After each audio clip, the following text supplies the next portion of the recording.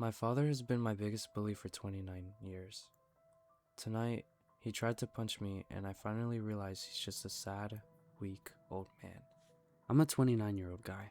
I'm fit, sober, and I've spent my whole life walking on eggshells around my father. He fights with everyone, his brother, his friends, his coworkers, and he has physically abused me in the past. The silence. It's not just the aggression, it's the neglect.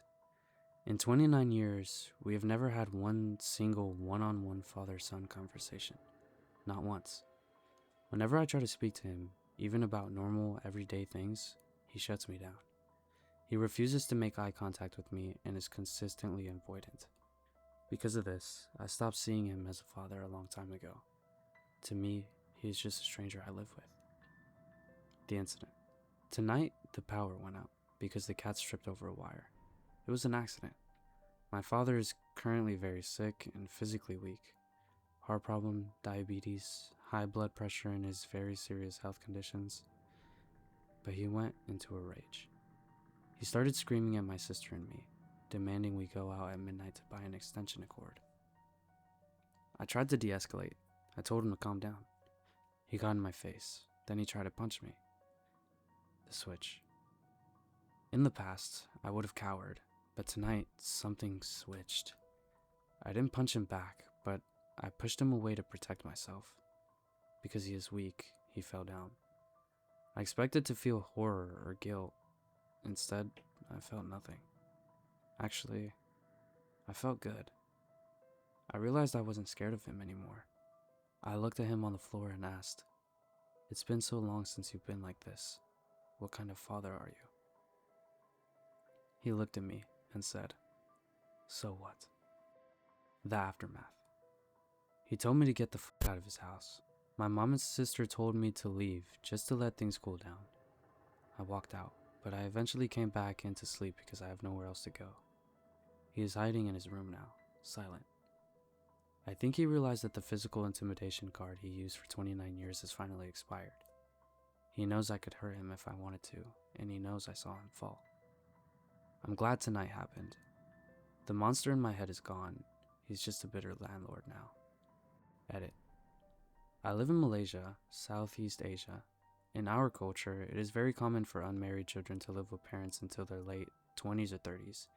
It is not mooching, it is the family norm here. It is currently 30 Celsius, 86 Fahrenheit at night here. The accident didn't cut power to the house. It just shorted out one single extension cord in the living room. We had lights, fans, and power everywhere else. My father wanted us to drive out at midnight to replace a $10 wire that could have easily waited until morning. His reaction, the screaming and trying to punch me, was about control, not electricity.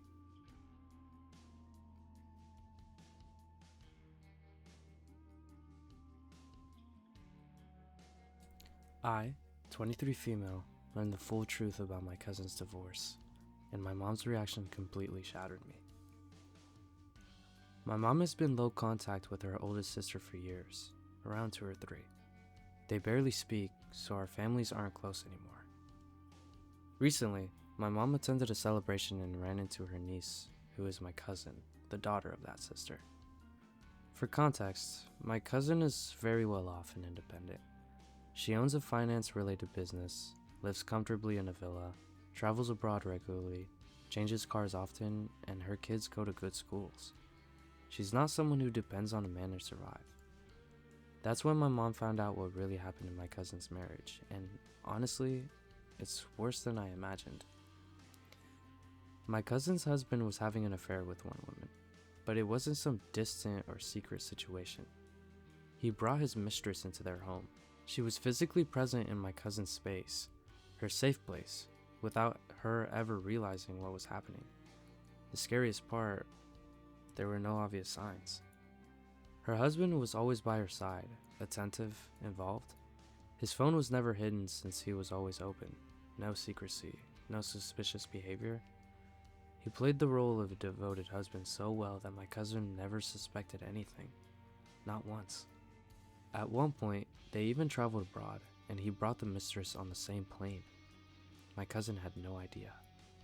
Imagine sitting on a flight, trusting your partner completely, while the person he's cheating with is literally there too. Everything only came out because the mistress's husband happened to be a private investigator. When he became suspicious, he gathered concrete evidence, messages, movements, proof. The situation escalated so far that the police got involved since cheating in marriage is kind of a crime in my country, and if you get caught, you can get arrested for it and go to jail. This wasn't speculation or hearsay. When my cousin found out, she acted immediately. She filed for divorce without hesitation. No public drama, no bargaining, no let's try again. She chose dignity and walked away. And this is where something inside me broke. Instead of supporting her, my mom's reaction was basically, she shouldn't have divorced him so quickly. Men make mistakes.